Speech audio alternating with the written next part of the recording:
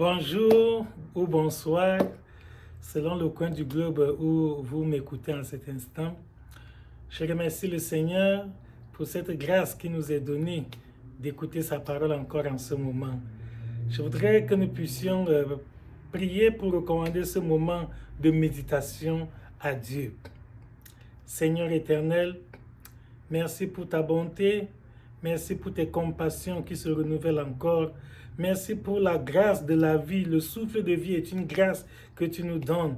Seigneur, nous te sommes infiniment reconnaissants. Merci Seigneur parce que tu as dit que l'homme ne vivra pas de pain seulement, mais de toute parole qui sort de ta bouche. Seigneur, daigne abreuver nos âmes maintenant par cette nourriture spirituelle pour nous fortifier, nous édifier, afin que nous puissions, Seigneur, être mieux éclairés pour ainsi faire ta volonté. Illumine notre entendement.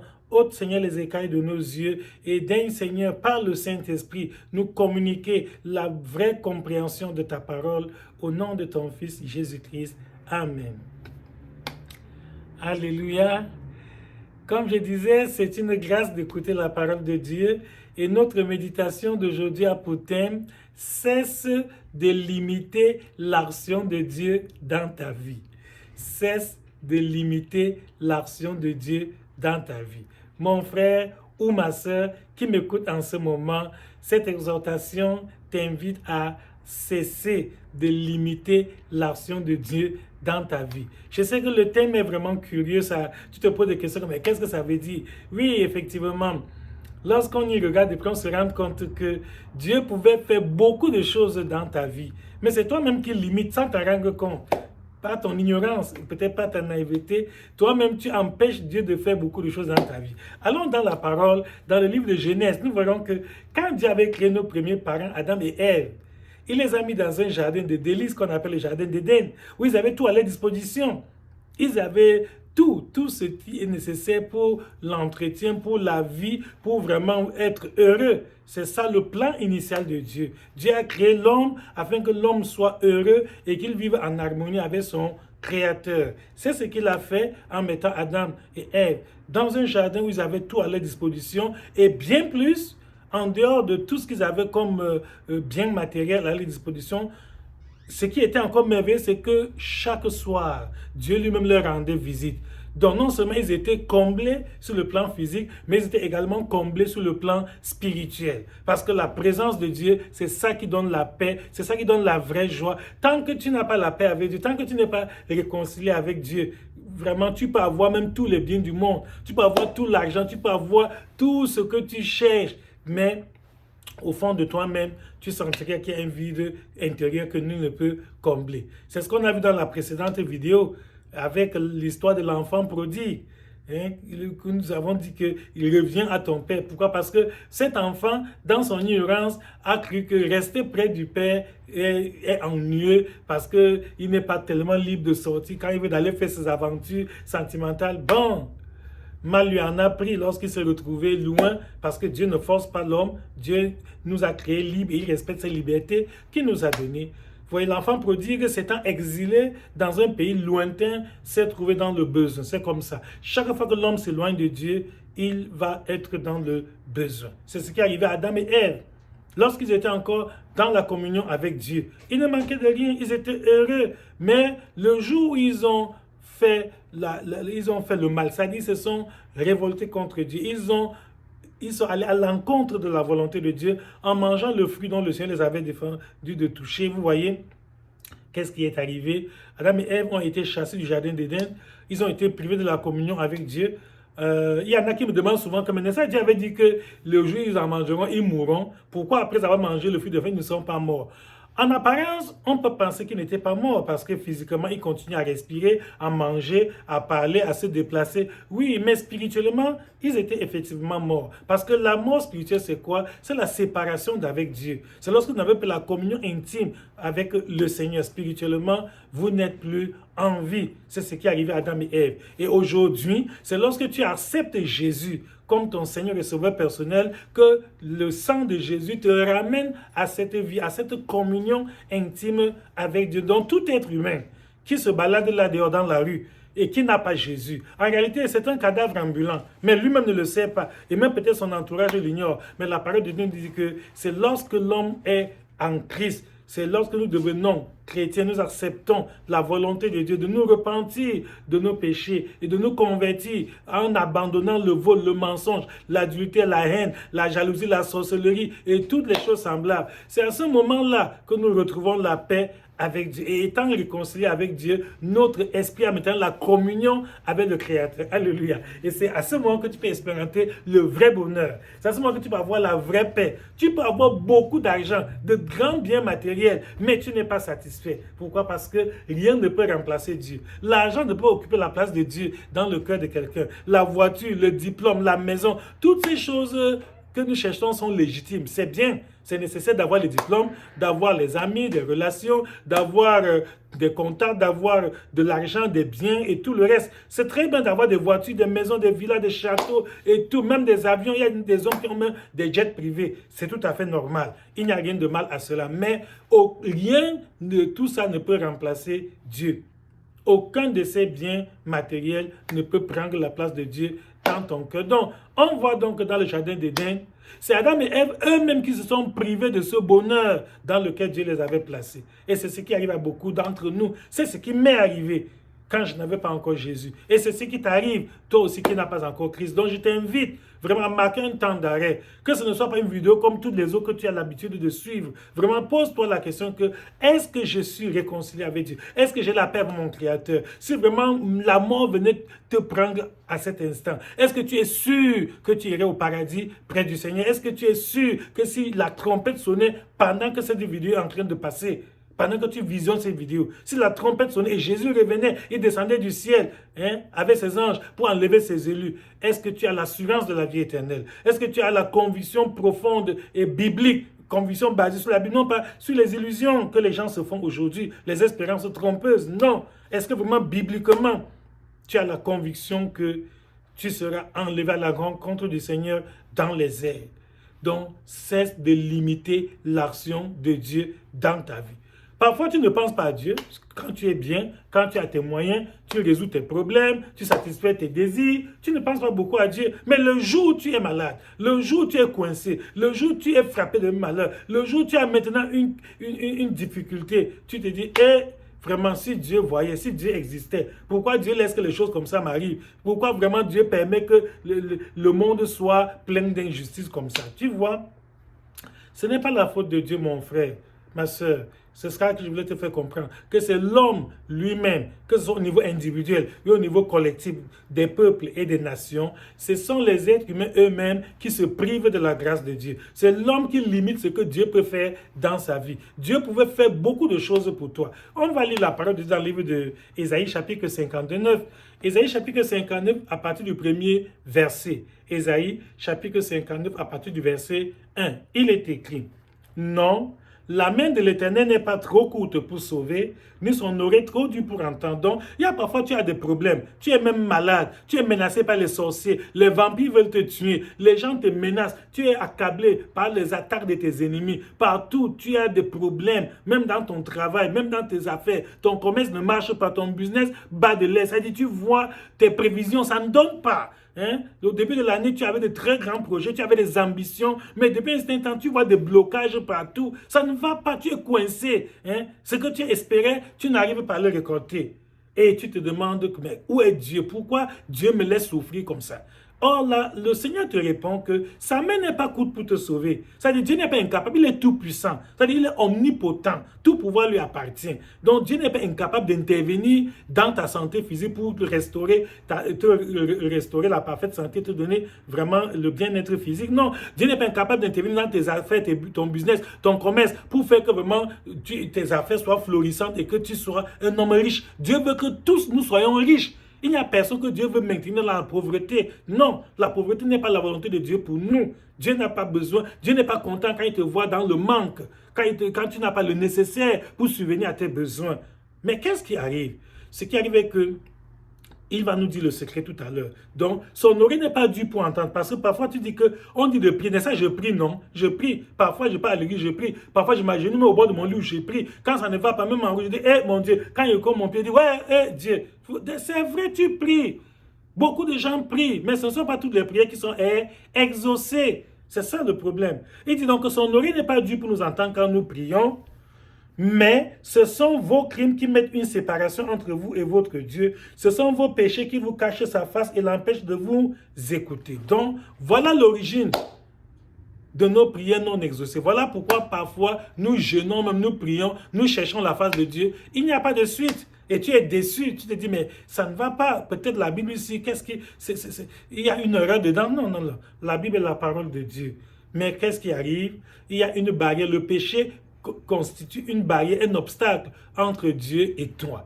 Donc, lorsque tu pêches, lorsque tu voles, lorsque tu mens, lorsque tu insultes ton prochain, lorsque tu bagarres, lorsque tu hais ton prochain, lorsque tu te livres à la débauche, à la fornication, à l'adultère, à l'impudicité, c'est-à-dire à l'immoralité sexuelle, lorsque tu te livres à la corruption, lorsque tu te livres au détour, tout ce que les gens font là dehors qui ne rend pas gloire à Dieu, ces actes constitue une barrière, un obstacle. Il dit, ce sont vos péchés qui vous cachent sa face. Donc, ça te cache la face de Dieu. Tu es là comme ça, Dieu est de l'autre côté, tu es de ce côté-ci, tu cries. Et comme Dieu est saint, Dieu ne peut pas régner sa sainteté pour venir te porter secours. Dieu voit bien comment tu souffres. Dieu entend tes cris, tes douleurs, tes gémissements. Même la nuit, quand les sorciers viennent te tourmenter, les vampires viennent te manger. Dieu est là, mais Dieu ne peut rien. L'ange de Dieu est paralysé. Pourquoi? Parce que Satan t'accuse devant Dieu. Quand l'ange de Dieu intervient en ta faveur, le diable lui dit que, donc, toi-même, ange de Dieu, tu es devenu maintenant un compagnon du péché, tu es devenu un supporter du mal.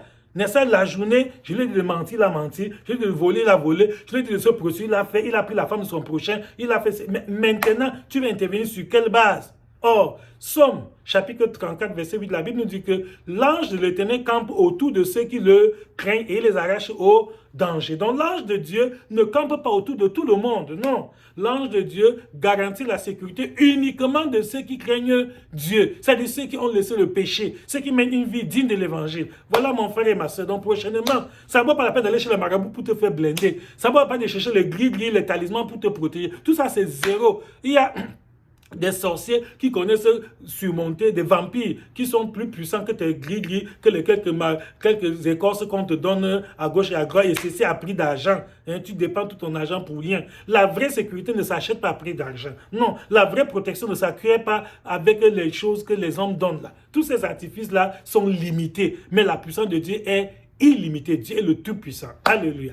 Donc, si tu veux la vraie sécurité, si tu veux vraiment dormir tranquille, si tu veux être heureux, parfois, vous voyez quelqu'un travaille, à l'heure où il doit récolter, subitement, la sorcellerie du village ou les vampires du quartier viennent de frapper et c'est terminé. Ça, tout s'arrête là. Donc, c'est Dieu qui donne la vraie sécurité. Mais il la donne à qui? À ceux qui le craignent, ceux qui honorent sa parole, ceux qui font sa volonté. Voilà mon frère et ma soeur. Donc sois sage à partir du moment. C'est toi qui limites l'action de Dieu dans ta vie. C'est toi qui empêches Dieu de te protéger. C'est toi qui empêches Dieu d'ouvrir les écluses de de pouvoir à tes besoins. Tu souffres comme ça dans la pauvreté, dans la misère. Alors que Dieu la Bible dit que l'or et l'argent appartiennent à l'Éternel. Agé, chapitre 2, verset 8. Dieu a tout ce dont tu as besoin, tout ce qu'il te faut. Le Seigneur est capable de subvenir à tes besoins, mais c'est toi-même qui te prives de la grâce de Dieu à cause de tes mauvaises actions, de ton mauvais comportement. Sois sage à partir de maintenant. J'ai vu des gens qui refusent de croire en Dieu quand nous leur prêchons l'évangile. Ils disent, laissez-moi avec vos affaires de Dieu, laisse-moi chercher mon argent. Vous voyez, ils ne savent pas que l'argent ne suffit pas pour garantir le bonheur de l'homme. Mais si tu es sage, voici le moment. Ne pense pas que si tu crois en Dieu, c'est que tu fais une faveur à Dieu. Non, Dieu demeure Dieu. Même les athées qui ont dit depuis des siècles que Dieu n'existe pas, finalement, ils sont morts. Et Dieu continue. Et Dieu est toujours adoré. Dieu est toujours le même hier, aujourd'hui et éternellement. Donc, quand tu pêches, tu ne fais aucun mal à Dieu. On va lire ça dans Job, chapitre 35 à partir du verset 1. Job, chapitre 35 à partir du verset 1. Il nous dit que, imagine-tu avoir raison. Penses-tu te justifier devant Dieu quand tu dis que me sert-il, que me revient-il de ne pas pécher? C'est à toi que je vais répondre et à tes amis en même temps. Considère les cieux et regarde, vois les nuées, comme elles sont au-dessus de toi. Si tu pèches, quel tort lui causes-tu? Et quand tes péchés se multiplient, que lui fais-tu? Donc c'est ça. Si tu pèches, tu ne fais aucun mal à Dieu. Dieu ne dit, ça dit, cela n'enlève rien sur Dieu. Dieu demeure Dieu. Tu fais du mal à toi, mais tu te détruis toi-même. C'est ça. Si tu es juste, que lui donnes-tu?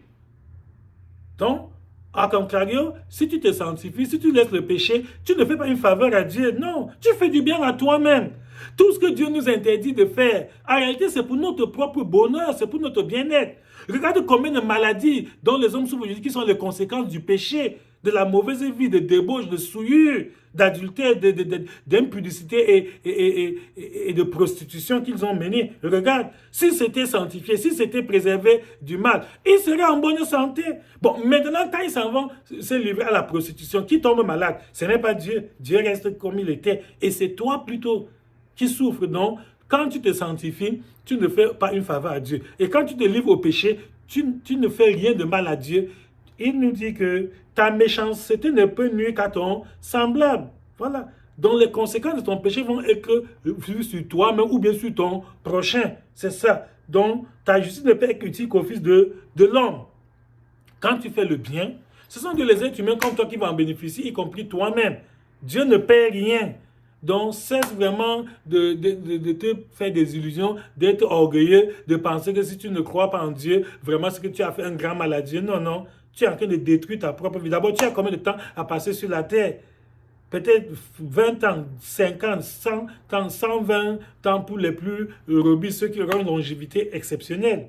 Et après 122, je ne suis pas sûr que l'un d'entre nous vivra 200 ans. Je ne suis pas sûr. Et Dieu est éternel, Dieu continue. Souviens-toi de ceux qui ont vécu avant nous. Ils sont tous partis. Et Dieu est toujours le même. Et même ceux qui viendront après nous, si Jésus ne revient pas entre-temps. Donc, cesse de te tromper, cesse de limiter l'action de Dieu dans ta vie. Dieu t'a créé pour que tu vives heureux. Dieu veut vraiment te rendre, c'est-à-dire Dieu veut te rendre que tu sois épanoui, que tu jouisses du bonheur, que tu expérimentes la paix, la joie. Non pas la paix éphémère que les gens trouvent dans la drogue, dans les stupéfiants, dans l'alcool, dans la prostitution, les plaisirs, les passions du monde. Et après, quelques jours, quelques secondes, quelques heures, les soucis, les tourments, les inquiétudes, les gens se suicident tous les jours. Vous voyez ce qui arrive.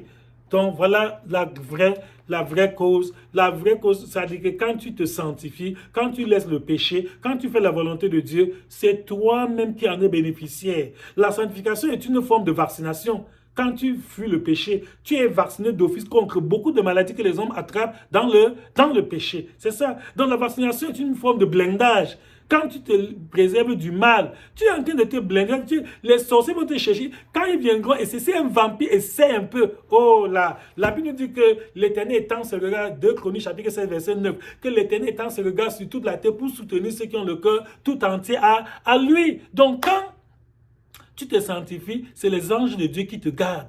Les vampires, les sorciers, les magiciens, tous les mauvais gens du village, ils ne peuvent rien te faire, ils ne peuvent pas t'atteindre. Quand ils viennent vers toi, ils trouvent la lumière blanche de Dieu qui t'enveloppe. Et si Samuel, l'ange de Dieu les frappe, eux tous, ils vont être dispersés par 7 chemins. Donc, mon frère et ma soeur, cesse de limiter l'action de Dieu dans ta vie. Dieu veut bénir tes projets. Dieu veut que tu réalises tes ambitions. Dieu veut que tu sois épanoui. Dieu veut que tu ailles loin, que tu grandisses, que tu prospères à tous égards, que tu prospères dans tous les domaines de la vie. Dieu veut que tu fasses des exploits. Dieu veut vraiment que tu sois une étoile, que ta vie brille. Mais tout dépend de toi. Ça ne dépend pas de Dieu. Nous allons lire encore ça dans Ésaïe, chapitre 48. Ésaïe, chapitre 48, à partir du verset 17. Ésaïe, chapitre 48, à partir du verset 17. Écoute attentivement. La parole de Dieu nous dit: Ainsi parle l'Éternel, ton Rédempteur, le Saint d'Israël. Moi, l'Éternel, ton Dieu, je t'instruis pour ton bien. C'est ça. La parole de Dieu, c'est pour ton bien. Quand Dieu te dit de ne pas voler, c'est pour ton bien. Si tu voles, un beau jour, tu seras attrapé, tu vas aller en prison. Il y a des gens en prison parce qu'ils ont volé, qui ont été mis en prison parce qu'ils ont volé. Peut-être il va faire 6 mois de prison, 1 an ou même plus. Qui paie? C'est Dieu. Qu'est-ce que Dieu a? Rien, c'est lui qui est la victime. C'est-à-dire que lui-même, il va souffrir des conséquences de ses péchés. Il dit donc que je t'instruis pour ton bien. Donc tout ce que Dieu nous demande de faire, c'est pour notre bien. Même la prière, là, quand tu pries, tu ne peux pas quand tu pries, c'est toi-même qui es bien disposé pour recevoir la grâce de Dieu. je t'instruis pour ton bien, je te conduis dans la voie que tu dois suivre. Donc, c'est comme une voiture. Quand tu achètes un véhicule, tu demandes où est la notice du fabricant, où est le manuel d'utilisation. Là, on a donné les règles qu'on doit respecter pour bien entretenir cette voiture. C'est ça. Donc Dieu dit qu'il t'instruit pour ton bien, il te montre la voie que tu dois suivre. Il connaît, lui qui t'a créé, c'est que si tu vas dans la souillure, le mal, le péché, les passions, toutes les mauvaises choses-là, les pourritures, tu ne vas pas vivre longtemps. Beaucoup de gens meurent de mort prématurée à cause du péché. Beaucoup de gens n'atteignent pas leur vrai âge que Dieu avait voulu qu'ils vivent sur la terre. Pourquoi? Parce qu'ils se sont embourbés, ils se sont plongés dans le péché. Ils prétendent qu'ils jouent la vie. Et en prétendant jouer la vie, il raccourcit plutôt sa vie. Que cela ne t'arrive pas au nom de Jésus. Le vœu de mon cœur et ma prière à Dieu est que cette parole puisse t'éclairer, que tu te ressaisisses, que tu fasses demi-tour comme l'enfant prodigue, que tu ne te remettes, que tu ne dis pas seulement ouais, il y en a qui écoutent les vidéos comme ça, après ils disent ouais, c'est quand même vrai, et après ils restent tranquilles. Non! L'enfant prodigue dont nous avons médité l'histoire dans la précédente vidéo, quand il s'est rendu compte que mais je me suis trompé, je croyais que c'est en allant jouer la vie que je serais bien. Mais depuis là, je sens que ça ne va pas. Il n'a pas eu honte. Même toi, n'aie pas honte. Il est revenu vers son père. Même toi, ne t'inquiète pas que qu'est-ce que mes amis vont dire. S'ils entendent que moi qui refusais la parole de Dieu, aujourd'hui j'ai accepté Dieu, ils vont dire qu'il ne te donne pas la vie. Tu es venu sur la terre seul. Tu rentreras seul. Personne ne t'accompagnera le jour de ta mort. Quand on va te mettre dans la tombe, il n'y a aucun de tes amis là qui dit non, mettez-moi dans la même tombe pour qu'on m'enterre avec lui ensemble. Donc, ne détruis pas ta vie pour rien parce que tu cherches à plaire aux gens. Et dès que tu meurs là, on pleure là sur place. Après quelques jours, c'est fini. Les mêmes gens qui pleuraient là, tu vas les voir manger, boire, danser, se réjouir, mener. Et le monde continue comme si de rien n'était. On va t'oublier très vite. C'est toi qui auras perdu. Donc, il dit que je t'inscris pour ton bien. Je te montre la voie que tu dois suivre. Au verset 18, il dit quelque chose de très, très touchant. Oh! Si tu étais attentif à mes commandements, ton bien-être serait comme un fleuve. Alléluia. C'est Dieu qui parle. Il dit que si tu étais attentif à sa parole, ton bien-être serait comme un fleuve. Tu sais ce qu'on appelle un fleuve. Un fleuve, ça dit qu'un cours d'eau où il y a, ça dit que l'eau coule en abondance. C'est pas un petit ruisseau. Non, c'est pas une source. C'est un fleuve. Nous connaissons des grands fleuves. Vous voyez? Il dit que voilà comment devait être ton bien-être. Comme un fleuve, comme une eau qui coule. Tu devais être dans l'abondance. C'est ça qu'il veut dire. Que si tu écoutais la parole de Dieu, si tu faisais la volonté de Dieu, vraiment, à gauche, tu aurais la paix. Même tes études, tout devait bien marcher. Même ton commerce, tout devait bien marcher. Ton business, ta famille, tu vas avoir un foyer heureux. Tu vas avoir vraiment une famille vraiment épanouie. Tu devais avoir on devait voir une grande, comment dire, un épanouissement total dans tous les domaines de ta vie. Même ton corps, tu aurais la santé physique, tu aurais vraiment le bien-être. Et même matériellement, tu aurais de quoi subvenir à tes besoins. Tu aurais même en réserve pour aider d'autres personnes. Tu serais dans l'abondance dans tous les plans. Il dit ton bien-être serait comme un fleuve et ton bonheur serait comme les flots de la mer. Ah, tu connais la mer. La mer, quand tu vois, la mer est une étendue presque. Quand tu regardes la mer, tu vois, ça va loin et c'est l'eau. Dieu dit que ton bonheur devait être comme la mer, comme ça. Quand on vient voir même ton argent, c'est comme la mer. On voit même ta santé. C'est immense, c'est glorieux, c'est admirable, c'est enviable. Ça dit chacun aimerait être comme toi. Donc c'est toi qui a rendu ta vie ratatinée. Si tu es rabougri, si tu es pauvre, si tu souffres, si tu es vraiment bloqué, tous les jours tu as des problèmes, tu as des soucis, des inquiétudes, tout le temps tu te gênes, tu vieillis même avant l'âge. Quand on te regarde, on ne sait pas que c'est... C'est-à-dire que si on dit ton âge à quelqu'un, il ne va pas croire. Pourquoi? Parce que le péché fait vieillir l'homme prématurément. Je vous dis vrai. Et quand quelqu'un a la communion avec Dieu, la grâce de Dieu rajeunit l'homme. La grâce de Dieu te donne encore de l'énergie. La grâce de Dieu te rend flou. La grâce de Dieu ça te comble d'énergie, de force, de vigueur et de sagesse. Alléluia. Que cette grâce soit ton partage au nom de Jésus. Au verset 19, il dit, ta postérité serait comme le sable et les fruits de tes entrailles comme les grains de sable. Ton nom ne serait point effacé, anéanti devant moi. Donc, même tes enfants, même ta famille, si vraiment tu crains Dieu, on va voir ça même sur ta famille, tes enfants, ta femme, ton mari, tes parents. Tout ça, la grâce de Dieu va envahir toute votre famille, toute votre maison sera heureuse. mon frère et ma soeur, je le répète, cesse de limiter l'action de Dieu dans ta vie. Voilà le programme que Dieu a pour toi. Le programme de Dieu, le plan de Dieu pour toi est que ton bien-être soit comme un fleuve et ton bonheur comme les flots de la mer. Voilà ce que Dieu a prévu pour toi. Si ce n'est pas encore le cas, c'est toi qui as cherché. C'est que c'est toi-même qui veux. C'est ça. Si tu veux continuer dans cette vie de péché, tu crains qu'on va dire que donc même moi, je pars dans l'église, je pars dans l'affaire, là, même moi j'ai déjà accepté la Bible. Ça te regarde. C'est toi-même qui vas récolter ce que tu sèmes. Mais si tu peux être sage comme l'enfant prodigue qui a dit que non, malgré les moqueries de mes amis, malgré toutes les injures, malgré tout ça, je vais me lever, je vais rentrer vers mon Père parce que je sais qu'auprès de mon Père, il y a la paix. Auprès de mon Père, il y a l'abondance. Auprès de son Père, il y avait des mercenaires qui n'étaient même pas des fils légitimes de ce papa, mais qui jouissaient des biens de ce Père. C'est comme ça, c'est comme ça. Donc si tu pouvais être sage aujourd'hui et te ressaisir après avoir écouté ce message et vraiment changer de direction, faire demi-tour, dire que non, ça en est assez, j'ai trop forcé. Je sais que tu forces seulement. Je sais, ton cœur même te dit que ça ne va pas, mais tu forces, tu fais le dur. Comme le monde d'aujourd'hui, personne ne veut montrer que ça ne va pas. Non. Le monde nous a appris à soigner l'apparence. Les gens soignent l'apparence, tu crois que tout le monde est heureux, alors que dans leur fort intérieur, les gens ont des problèmes, les gens ont des soucis, les gens ont des vraies situations. Quand vous entendez quelqu'un, c'est vous vous étonnez que comment? On était hier au travail avec lui, il était ravissant, joyeux et tout. Comment? Ah oui, beaucoup de gens que tu vois dehors là, marchant, faisant le gros dos, l'orgueil, faisant le grain, ils ont des problèmes terribles. C'est la honte qui les empêche de t'en parler. Oh, mon frère et ma soeur, sois sage. Il dit que si tu étais attentif à ma voix, ton bien-être serait comme un fleuve et ton bonheur comme les flots de la mer. Même ta postérité, même tes enfants, ta famille, tout ton entourage, tous ceux qui dépendent de toi et qui acceptent la parole de Dieu, vous jurez ensemble d'une vie heureuse, une vie vraiment épanouie. Vous serez comblés des bénédictions de Dieu. Cesse de limiter l'action de Dieu dans ta vie. Que cette vidéo ne soit pas une vidéo comme tant d'autres que tu as déjà suivies. Que ce message t'amène vraiment à te ressaisir, à une prise de conscience. Reviens en toi-même. Quand l'enfant prodigue était revenu en lui-même, reviens en toi et demande-toi mais je vais forcer comme ça jusqu'à quand? Je vais faire semblant jusqu'à quand? Quand on commence à dire que ça va, alors que tu sais bien que ça ne va pas. Mais tu fais semblant, comme on a dit que tout le monde doit faire le Dieu. Ce n'est pas bon. C'est ta vie. Ce n'est pas celle d'un autre. Comme j'ai dit, tu es venu sur la terre seul, tu rentreras seul. Donc, sois sage et donne ta vie à Jésus. Réconcilie-toi avec Dieu. Et toi qui es déjà chrétien, tu vois les dégâts que le péché cause dans la vie de l'homme. Le péché limite l'action de Dieu, même dans la vie des chrétiens. Beaucoup de chrétiens ne sont pas encore baptisés à cause du péché. Parce que bien qu'étant déjà dans la foi, ils continuent à jouer double jeu. C'est-à-dire qu'ils jouent dans les deux camps. Il est un chrétien caméléon. Tantôt, il se fait païen quand il est parmi les païens. Tu te fais chrétien quand tu es parmi les chrétiens. Ça ne peut pas donner. Ça ne peut pas.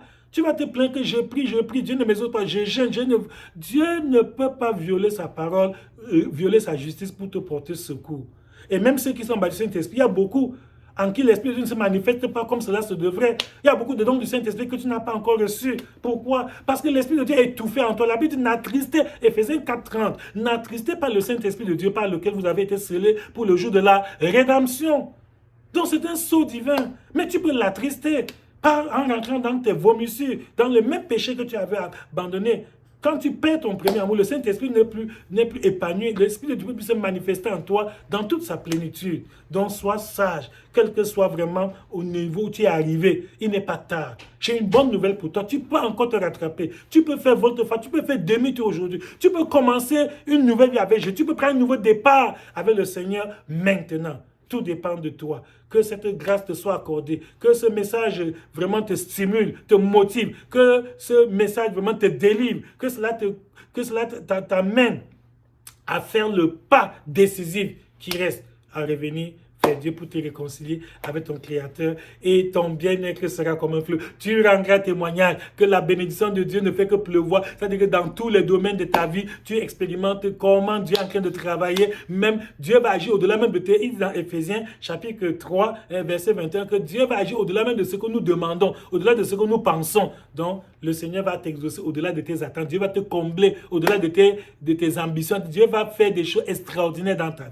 Que cette grâce soit ton partage. Au nom de Jésus-Christ. Amen. Amen.